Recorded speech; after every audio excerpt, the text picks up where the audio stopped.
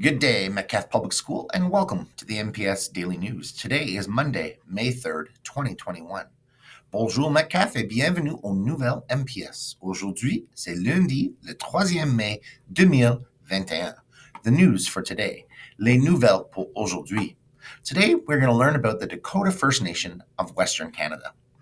The Dakota, or Sioux, occupied what is now Ontario and eastern Manitoba prior to 1200 AD, and western Manitoba and eastern Saskatchewan prior to 900 AD. After the War of 1812, the Dakota drew closer to their lands in the United States, but never abandoned their northern territory.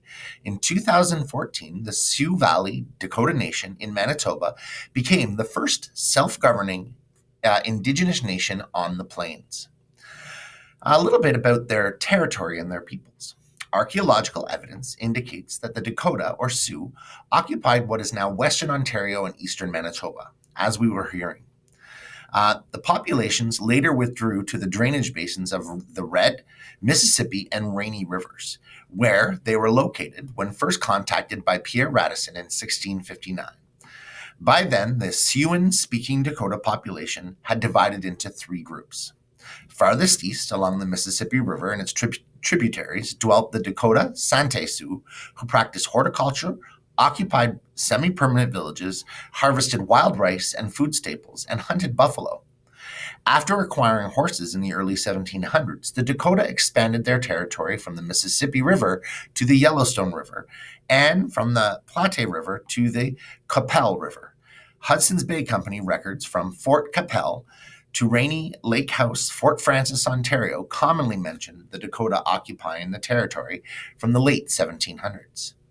Between the Mississippi and lower Missouri River were the Nakota, or Yanktonais Sioux, speakers of similar dialect to the Dakota as spoken by the Assiniboine Stoney of Canada and Stoney of Canada. This population wintered along the wooded tributaries of the Mississippi and summered on the plains hunting big game.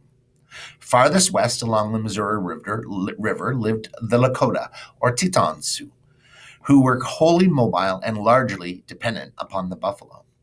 Dakota and Lakota dialects of the Sioux languages spoken on the prairies,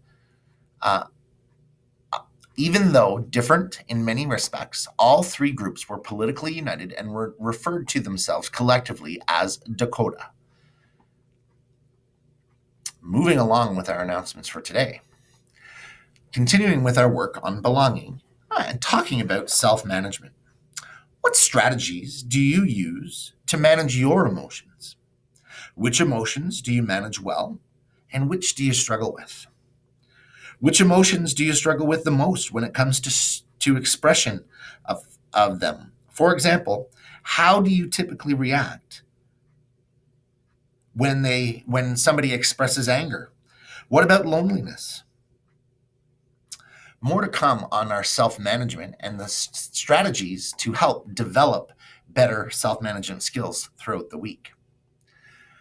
Last Friday, we had a riddle. What four-letter word can be written forward, backward, or upside down and can still be read from left to right?